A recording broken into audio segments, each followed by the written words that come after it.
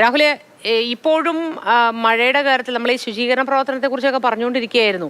മറ്റ് നഗരങ്ങളിലൊക്കെ അഭിമുഖീകരിക്കുന്ന ഏറ്റവും വലിയ പ്രശ്നം എന്ന് പറഞ്ഞാൽ ഈ ഓടകളുടെ അശാസ്ത്രീയമായ നിർമ്മിതി, അല്ലെങ്കിൽ മഴക്കാലപൂർവ്വ ശുചീകരണത്തിൻ്റെ പ്രശ്നം.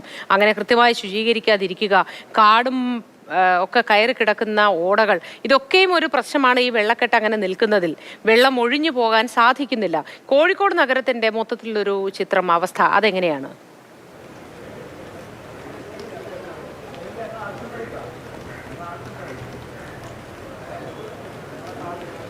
മൂത്തി 3 ദിവസം മുൻപാണ് കോഴിക്കോട് ഏറ്റവും ശക്തമായ മഴ പെയ്തത്. അന്ന് മണിക്കൂറുകൾ കൊണ്ട് തന്നെ കോഴിക്കോട് നഗരമാകെ വെള്ളത്തിനടിയിലാകുന്ന സാഹചര്യമായിരുന്നു. മുൻവർഷങ്ങളിൽ ഒക്കെ വെള്ളക്കെട്ട് രൂപപ്പെടാറുണ്ട്. പക്ഷേ അതിൽ നിന്നൊക്കെ വിഭിന്നമായി വളരെ പെട്ടെന്ന് തന്നെ വെള്ളം കയറുന്നൊരു സ്ഥിതിയായിരുന്നു. മഴക്കാലപൂർവ്വ ശുചീകരണമൊക്കെ കൃത്യമായി നടത്തുന്നുണ്ടെന്ന് അവകാശപ്പെടാറുണ്ട്. പക്ഷേ മഴ പെയ്ത സമയത്ത് കണ്ട കാഴ്ചകൾ അങ്ങനെയൊന്നും ആയിരുന്നില്ല.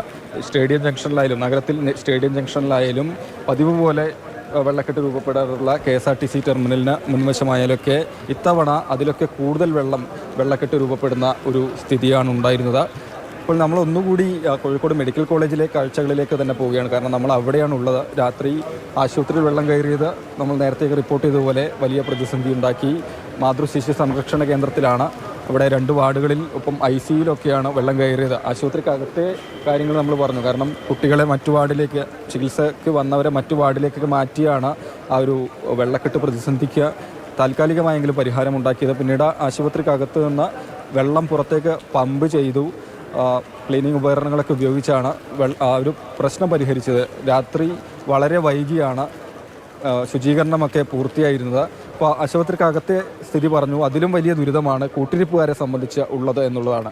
ആശുപത്രിക്ക് പുറത്ത് ഇതുപോലെ പായൊക്കെ വിരിച്ച് കിടക്കുന്നവരാണ് കൂടുതലുള്ളത്. മഴ പെയ്തു, ഇപ്പോൾ നമുക്ക് കാണാം, മഴ പെയ്തതിൻ്റെ അടിസ്ഥാനത്തിൽ ഈ പായൊക്കെ നനഞ്ഞതുകൊണ്ട് ആളുകൾക്ക് കൃത്യമായൊന്ന് ഇരിക്കാനോ കിടക്കാനോ ഒക്കെ പറ്റാത്ത സ്ഥിതിയാണ്. ഒപ്പം ഇവിടെയുള്ള ഈ റൂഫിങ്ങിലൊക്കെ ചോർച്ചകളുണ്ട്. അപ്പോൾ നമ്മൾ ഇവിടെ നിൽക്കുന്ന സമയത്ത് തന്നെ ആളുകൾക്ക് വന്നിങ്ങനെ പരാതിപ്പെടുകയാണ്. ഇങ്ങനെ ഒരു കിടക്കാൻ പോയിട്ട് ഇരിക്കാൻ പോലും പറ്റാത്ത സ്ഥിതിയാണ് മഴ പെയ്തതിൻ്റെ അടിസ്ഥാനത്തിൽ ഉണ്ടായത്. ഇതിലൊക്കെ ആരുടെയെങ്കിലും ഭാഗത്തു നിന്ന് ഇടപെടലുണ്ടാകണം, പരിഹരിക്കുന്നതിനുള്ള ശ്രമങ്ങൾ വേണം എന്നുള്ളതൊക്കെയാണ്. ഇപ്പോൾ നമ്മളോടൊക്കെ വന്ന് സംസാരിച്ചവരാണ്.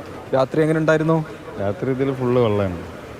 ഇതിൻ്റെ ഈ മെഡിക്കൽ കോളേജിൻ്റെ അതോറിറ്റിൻ്റെ ഏറ്റവും വലിയ ഫാൾട്ടാണ്. മഴ പെയ്യുന്നത് കാലാവസ്ഥൻ്റെ പ്രശ്നം. പക്ഷെ ഇതിലിവിടെ നിൽക്കണ 100 കണക്കിന് ആൾക്കാരുണ്ട്. ഇവിടെ രോഗിൻ്റെ കൂടെ കൂട്ടടുത്ത് നിൽക്കണ 100 കണക്കിന് ആൾക്കാരെ ഇവിടെ കിടക്കണ കൂട്ടിരിപ്പേര്. അപ്പോൾ അത്രയും ആൾക്കാർ കിടക്കുന്ന സ്ഥലമാണ്. അപ്പോൾ ഇവിടെയുള്ള ഇതിൻ്റെ മുകളിലത്തെ ഷീറ്റോ അല്ലെങ്കിൽ ഇത് മാറ്റി കൊടുക്കാനോ ഇതിൽ ആളുകൾ കിടക്കുന്നുണ്ട് എന്നുള്ളതൊക്കെ ഈ മെഡിക്കൽ കോളേജിൻ്റെ അതോറിറ്റിക്ക് അറിയാം. അതൊന്ന് മാറ്റി കൊടുക്കുക, ഇതിലേക്ക് വെള്ളം വരാത്ത കോലത്തിൽ ചെയ്തു കൊടുക്കുക, അങ്ങനത്തെ എന്തെങ്കിലുമൊക്കെ ചെയ്തു കൊടുക്കുക.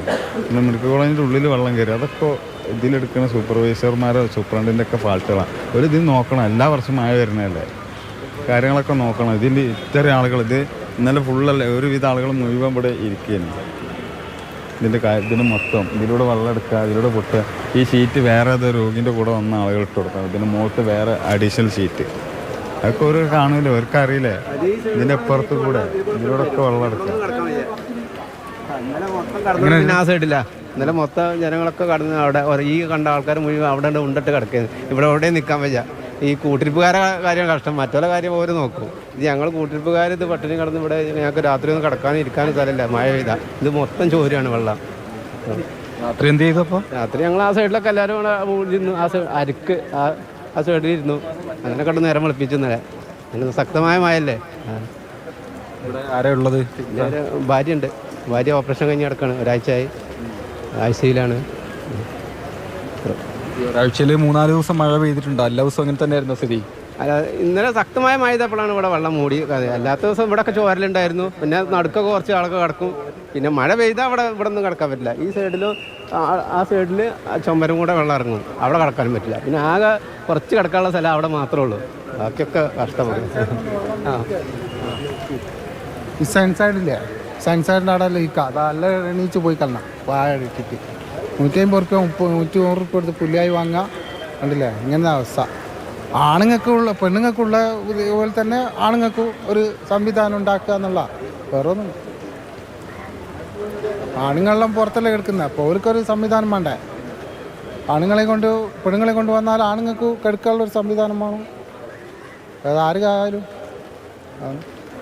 ഇന്നലെ ആളെ സെക്യൂരിറ്റി എല്ലാം പുറത്താക്കിയാ ചാനലുകാർ വന്നിട്ട് പൊടും പറഞ്ഞിട്ട് ഓലാരും അങ്ങോട്ട് അടുപ്പിച്ചിട്ടില്ല ആളെ.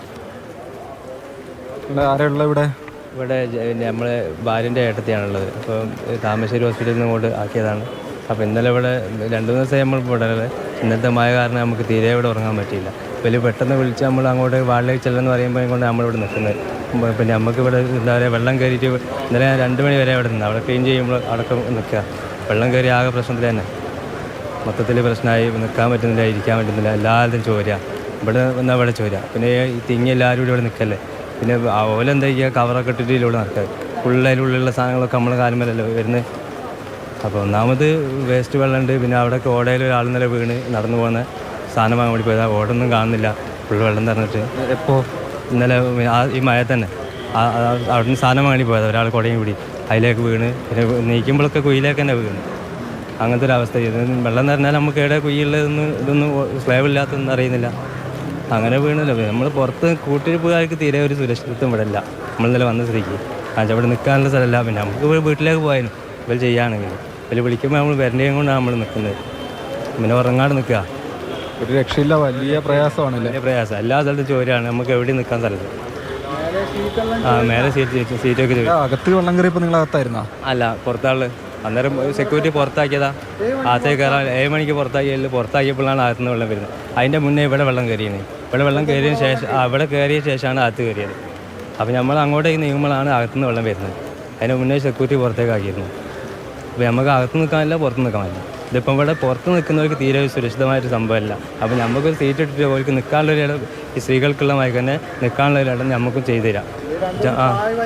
പായ വലിച്ചിട്ട് ഇതിപ്പോൾ എന്താണില്ല. ഇപ്പം നമുക്കിപ്പോൾ കുറേ വേസ്റ്റ് കാര്യങ്ങളൊക്കെ ഉള്ളതും കൊണ്ട് ക്ലീനിങ്ങുള്ള കാര്യങ്ങളൊന്നും ഇവിടെ നടന്നില്ല. ഇവിടെ ഇപ്പോൾ എന്തെങ്കിലും നഗരസഭ വന്നിട്ട് എന്തെങ്കിലും ചെയ്യണ്ടേ? ഇവിടെ എന്തെങ്കിലും രോഗങ്ങളില്ല. ഇപ്പം പിന്നെ പകർച്ചവ്യാധിയുള്ള സമയം കൊണ്ടും അങ്ങനത്തെ ഒരു കാര്യങ്ങളും ഇവിടെ ചെയ്തില്ല.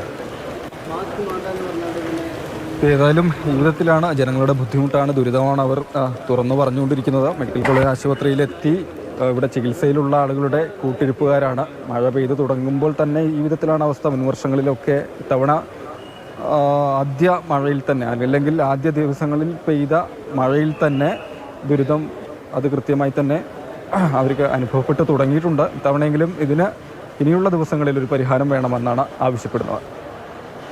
ശരി രാഹുൽ, ഓരോ ജില്ലയിലെയും മഴയുടെ അവസ്ഥ ഇതാണ്. എല്ലാവരും മഴയത്തെ ദുരിതം അനുഭവിക്കുകയാണ്. പൊതുജനങ്ങളൊക്കെ പറയുന്നത് നമ്മൾ കേട്ടതാണ്.